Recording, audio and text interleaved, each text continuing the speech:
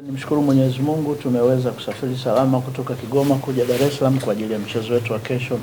Baada ya kumaliza mchezo uliopita, tumeweza kurudi nyumbani kufanya mazoezi, na bahati nyingine ikatokea tunacheza na mechi nyingine Dar es Salaam ugenini. Tumerudi, tumepata kama vipindi vitatu vya mazoezi. Tumejaribu kufanya masahisho ya makosa ambayo tuliyafanya katika mchezo uliopita, na hali ya vijana iko vizuri. Nitaendelea kuwakosa wachezaji watatu kama mechi iliyopita sikuweza kuwatumia, bado endelea na matibabu, lakini waliokuwepo wako kwenye hali njema, na na imani masahisho tuliyofanya tuko kwenye hali nzuri kwa ajili ya mchezo wa kesho. Na tunategemea mchezo utakuwa wa kimbinu zaidi kwetu. Tumejiandaa kuweza kucheza nao katika mazingira ambayo tumeona mechi zao za mwisho ya kimataifa na ile ya Mtibwa, na imani tutacheza kwa tahadhari, pia kwa kuheshimu na kuona tunakuwa na mwendo mzuri katika muda wote wa mchezo. Ondokewa na beki wetu wa kati, lakini tuna wachezaji wengine ambao hatukuwa tunawatumia, kwa hiyo hilo sidhani kama ni tatizo kubwa kwa timu. Kilichokuwepo, tulifanya makosa kwenye mchezo uliopita yalitugharimu kwa kiwango kikubwa cha kupoteza magoli. Tumeweza kufanya kazi hayo mapungufu. Imani yangu timu itacheza vizuri na kwa tahadhari zaidi, na kuona hatutoruhusu magoli mengi kama ambavyo imetokea mchezo uliopita. Na Mashujaa muda wote ipo kwenye ligi, imeshakutana hizo changamoto. Kwetu tutaangalia namna gani tutacheza kwa utulivu na kuheshimu bila ya kupata madhara yote kutoka kwa mashabiki. Yenye wachezaji mchanganyiko wa nyumbani na wa kigeni, lakini pia wenye uwezo mkubwa hasa kwenye eneo la kati na la kushambulia.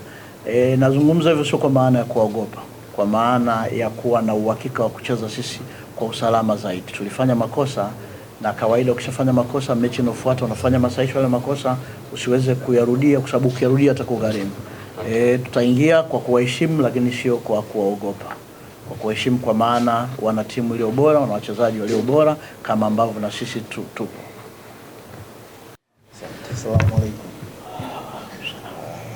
Sisi kama wachezaji tumejiandaa kwa mchezo huu. Tunaamini pia mchezo utakuwa mgumu kwa sababu Simba ni timu kubwa, na naamini wamejiandaa zaidi. Kwa hiyo ukizingatia tumepoteza mchezo uliopita kwa magoli mengi, kwa hiyo tumejiandaa zaidi kufanya vizuri mchezo huu.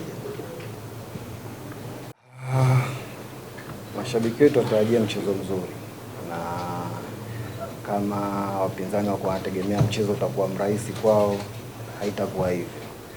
Wajiandae kwa sababu na sisi tumejiandaa. Mchezo utakuwa mzuri na utakuwa mgumu, naamini. Kuna utofauti mkiwa mnacheza nyumbani na mkiwa ugenini, kwa sababu mkiwa nyumbani mnakuwa na advantage ya nyumbani, na advantage ya mashabiki, na advantage ya uwanja wenu. Mnapokuwa ugenini na kuwa tofauti. Kwa hiyo approach ya ugenini na approach ya nyumbani mara nyingi zinakuwa tofauti.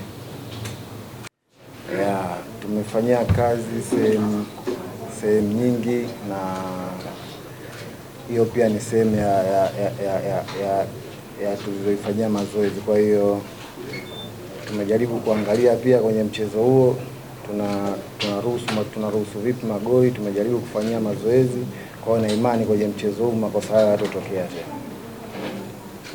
Mchezo mzuri siku ya kesho, kwa hiyo wajitokeze kwa wingi, na kwa mashabiki zetu tuna imani tutapata matokeo mazuri inshallah.